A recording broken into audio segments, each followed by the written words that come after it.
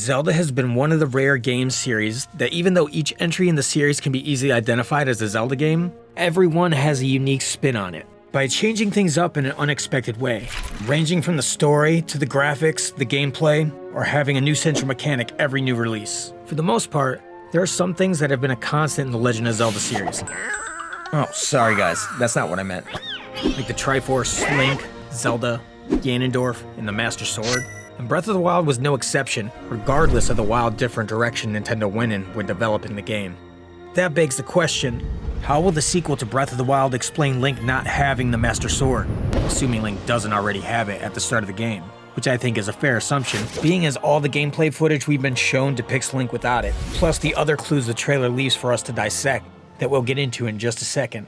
But first, if you love everything Zelda and enjoy theories, retrospectives, and other random Zelda-centered content, then don't forget to like and subscribe so you don't miss out on any new videos.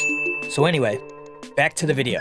So naturally in any Zelda game, including direct sequels, Link never starts his adventure wielding the Master Sword.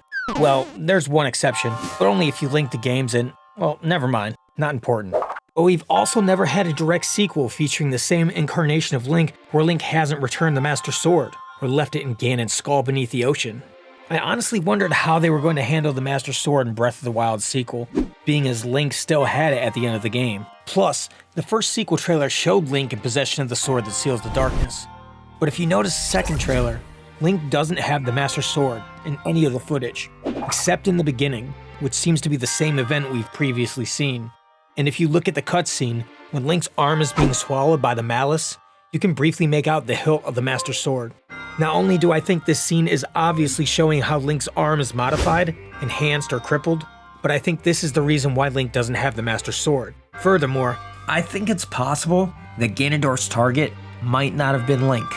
What if these tendrils of malice was Ganondorf reaching for the Master Sword? Normally, Ganondorf is weak against the Divine Blade. We have seen the Master Sword lose its power and be useless against the King of Evil before. But what would Ganondorf want with the Master Sword? Well, I've thought up a few reasons that the Master Sword might be a big part of Ganondorf's plans.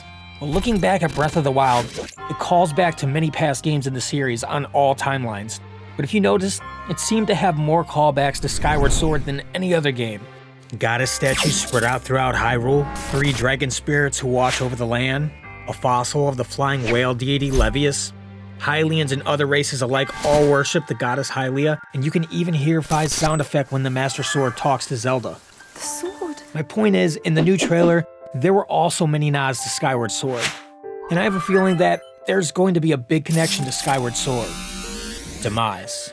I think somehow Ganondorf had discovered the origin of the cycle of good and evil, and the reason he is able to return time and time again spanning beyond centuries. And based off my theory about Ganondorf's plan, which I'll link here, I think Ganondorf is planning on tapping into the Master Sword. Because a little piece of Demise is still alive in it, and not only will it restore him to his former glory, but if he succeeds, I think he'll be a force so powerful, he'll be unstoppable. Though I don't think it's going to be as simple as just taking the Master Sword. I think he's going to have to gather another source of power, for example, the Fused Shadow. But something new and original, and it will be up to Link to find that power before he does, or maybe he'll be trying to use Zelda to release the power of Demise. If he's learned the history, then he must know she's the descendant of the reincarnation of the goddess Hylia, or finds out sometime throughout the story. And in case you need a reminder, Zelda's divine essence was used before to revive Demise. Or maybe the secret to releasing the Demon King is actually breaking the Master Sword, which can probably only be done by powerful magic that on par with the god's power. I think it would be awesome if Ganondorf had the Master Sword for most of the game, and Link and Ganon were racing to find some power that would tip the balance in each other's favor. For Link, the power he needs to take on Ganondorf Master Swordless, or take the sword from him. For Ganondorf, maybe the power will allow him to breach the remaining essence of Demise inside the Master Sword. What if he's not just removing Demise's essence, but actually breaking the Master Sword, and then Link's journey will consist of reforging the Master Sword with some ancient divine powers? And then maybe the game would really parallel Skyward Sword, possibly visiting the 3 dragons and the springs of power, wisdom, and courage, trying to rebathe it in the sacred flames to put it back together and regain its power?